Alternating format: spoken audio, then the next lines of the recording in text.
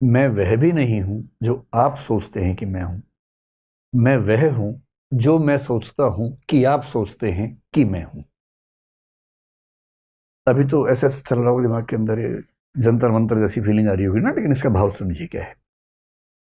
मेरे मन में अपने आप को लेके सम्मान का भाव है या नहीं। कुछ लोग आत्म अपमान से भरे होते हैं, हमेशा खुद को कोसते रहते हैं कि मेरे अंदर ये नहीं है, मेरे अंदर वो नहीं है, मैं तो पागल हूं, मैं तो ये हूं। हमेशा खुद को खारिज करते रहते हैं। वो उनका सेल्फ है। कुछ नार्सिसिस्ट है, वो उनका सेल्फ है। कैसे बनता है? मैंने आपसे कहा ना, पेरेंट्स सबसे बड़े जिम्मेदार होते हैं। उसी पेरेंट्स वाली बात को जीएस मीड ने एक शब्द दिया जिसको बोलते हैं, जो स्पेशलाइज्ड अदर्स कह लीजिए, या एक दो शब्द और चलते हैं इसके लिए। एक होता है जनरलाइज्ड अदर्स, और एक होता है, कोई शब्द है बड़ा अच्छा जिसका सिग्निफिकेंट अदर्स, या सिग्निफिकेंट शब्द का इस्तेमाल किया उसने। सिग्निफिकेंट अदर्स, स्पेशलाइज सही शब्द नहीं है, सिग्निफिकेंट। इसका मतलब क्या हुआ? मैं जानता हूं कम से कम 1,000 व्यक्तियों को, शायद 10,000 को जानता हूँ। किसी से ऐसी परिचय है, कोई मेरे पड़ोस में रहता है, सामने दिख गया कभी। मेरे बहुत सारे स्टूडेंट्स हैं, मैं चेहरे से उनको जानता हूं, पर मेरी जिंदगी पे उनका प्रभाव बहुत कम है। कुछ लोग मेरे जीवन में ऐसे हैं, आपके जीवन में भी ऐसे होंगे, जिनका आप पर प्रभाव बहुत ज्यादा होगा।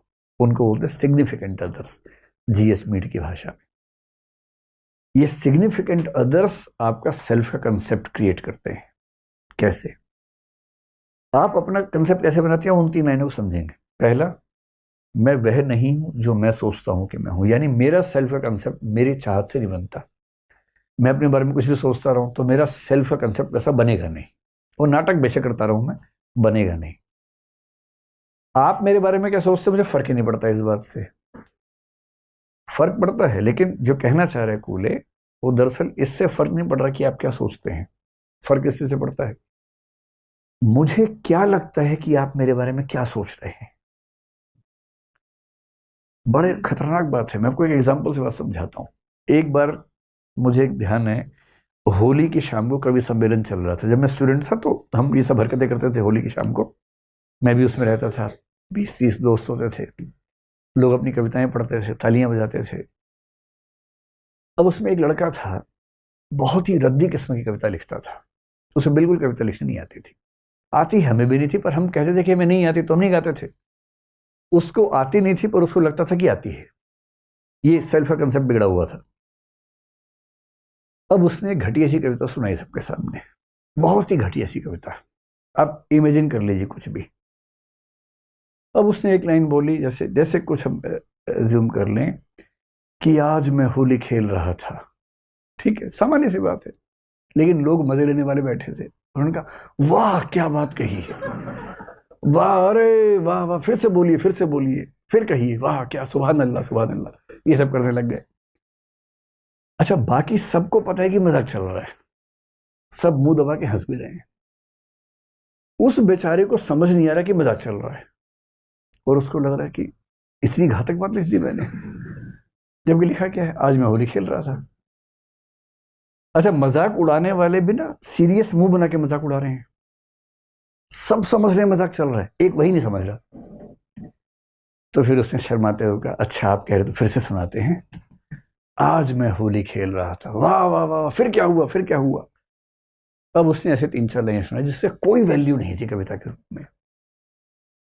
पर जब वो मन से उतरा, इतनी तालियां पीटी सब लोगों ने, इतनी तालियां, नहीं एक बार फिर सुनाइए, फिर सुनाइए, हम लिखेंगे, आप सुनाइए, हम लिखेंगे इसको, हम घर पे भेजेंगे, ये सब करने लग गए। वो बेचारा सुना रहा है, सब लोग नोट नोट कोई नहीं कर रहा है, ऐसे पेन घिमा रहे हैं, ऐसे ऐसे काटे पीटे बना रहे हैं, सिर्फ दिखाने के लिए कि हम क्या कर रहे हैं। और अंत में उसको खूब तालियां बजा के कुछ पुरस्कार दे दिया। आपको प्रथम पुरस्कार आपको दिया जाता है। अब जब वो चला गया, सब ठहाके मार रहे हैं, कैसा पागल आदमी है। और वो जिस भाव से गया है, वो सिकंदर समझ रहा खुद को कि मुझसे अच्छा कभी कोई नहीं है। अब तो निराला और कालिदास का स्थान, तुलसीदास का स्थान खतरे में है। कबीर का तो कोई पूछेगा भी, कबीर को तो मेरे बात तो, वो इस भाव में है। खेल किस चीज का है? मुझे क्या लग रहा है कि आप मेरे बारे में क्या सोच रहे हैं, जबकि सब मजाक बना रहे हैं, पर इसको लग रहा है कि लोग उसे तारीफ कर रहे हैं। और इस लगने से उसका सेल्फ कॉन्फिडेंस इतना बढ़ गया कि इसको अब लगता है कि आज मैं ऊपर आसमान नीचे, ये उस भाव में आ गया है।